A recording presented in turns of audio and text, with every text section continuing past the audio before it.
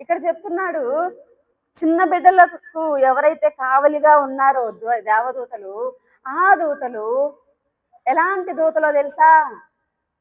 దేవునికి సన్నిధికి దూరంగా ఉండే దేవదూతలు కాదు. దేవునిని ముఖాముఖిగా చూడగలిగే దేవదూతలు. హల్లెలూయా! ఈ సత్యాన్ని తెలుసుకుంటే చిన్న బిడ్డలను ఎవరు కూడా తృణీకరించరు. ఇక్కడ అంటున్నాడు, ఈ చిన్న బిడ్డలను తృణీకరించకుండా చూసుకోండి. చిన్న బిడ్డలను తృణీకరించడం చాలా పరిపాటి మనుషులు. పెద్దవాళ్ళని ఏమనలేక ఎవరిని అంటుంటారు? చిన్న బిడ్డలు కనపడితే వాళ్ళని తిడతా ఉంటారు. ఎవరైనా పిల్లలు వస్తే వాళ్ళని కసురుకుంటూ ఉంటారు, వాళ్ళని తిడతా ఉంటారు. పెద్దవాళ్ళ మీద కోపం పిల్లల మీద చూపిస్తూ ఉంటారు. కానీ దేవుని వాక్యం ఏం చెప్తుందంటే, ఈ చిన్న బిడ్డలను తృణీకరించవద్దు. చిన్న బిడ్డలంటే వయసులో చిన్నవాళ్లే కాదు, మారు మనసు పొంది దేవుని యొక్క రక్షణ పొందుకొని తమను తాము తగ్గించుకొని జీవిస్తుంటారే దీనులు, దీనులైన భక్తులు. అలాంటి వాళ్ళని తృణీకరించినా దేవునికి చాలా కోపం వస్తుందంట. చిన్న బిడ్డలు అంటే ఇద్దరు ఉన్నారు, వయసులో చిన్న బిడ్డలు ఉన్నారు, తమ్మును తాము తగ్గించుకున్న దేవుని బిడ్డలు కూడా చిన్న బిడ్డలతో కంపేర్ చేశాడు. వీళ్ళు తగ్గించుకున్నారులే, వీళ్ళు ఏమనర్లే, వీళ్ళు ఏదో అమాయక ప్రజల్లే అని వాళ్ళని తృణీకరిస్తే, ఈ చిన్న బిడ్డలను గురించి ఏ ఏ విషయాలైతే రాయబడ్డాయో అవన్నీ కూడా ఎవరికి వర్తిస్తాయో తెలుసా? నిజముగా మారు మనసు పొంది, నిజముగా దేవుని బిడ్డలుగా మార్చబడి, పాపక్షమాపణ పొంది, యథార్థ హృదయం కలిగి తమను తాము తగ్గించుకొని దేవుణ్ణి సేవిస్తుంటారు కదా, అలాంటి వారు అందరు కూడా చిన్న బిడ్డలే. హల్లెలూయా!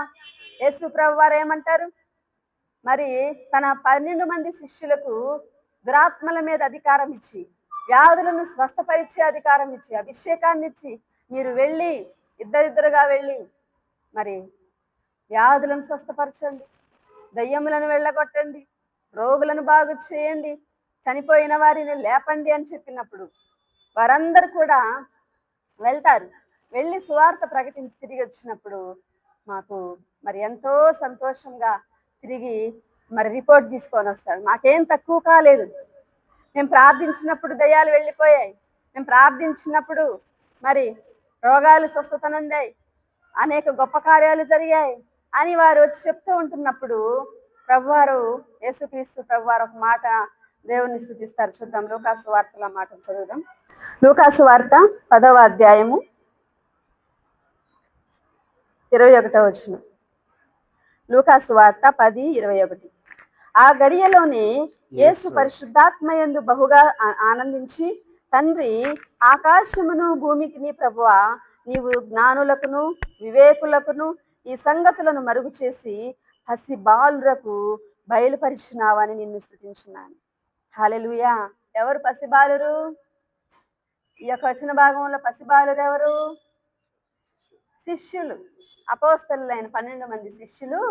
యేసుప్రభు వారు ఏమంటున్నారు వాళ్ళని? పసిబాలురు. పెద్ద పెద్ద జ్ఞానులకు ఈ సంగతులను నువ్వు మరుగుపరిచావు,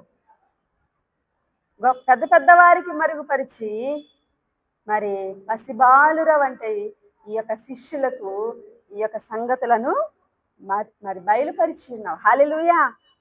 కాబట్టి పసిబాలురంటూ చిన్న బిడ్డలంటే తమను తాము తగ్గించుకొని దేవుణ్ణి సేవించేటువంటి వారు.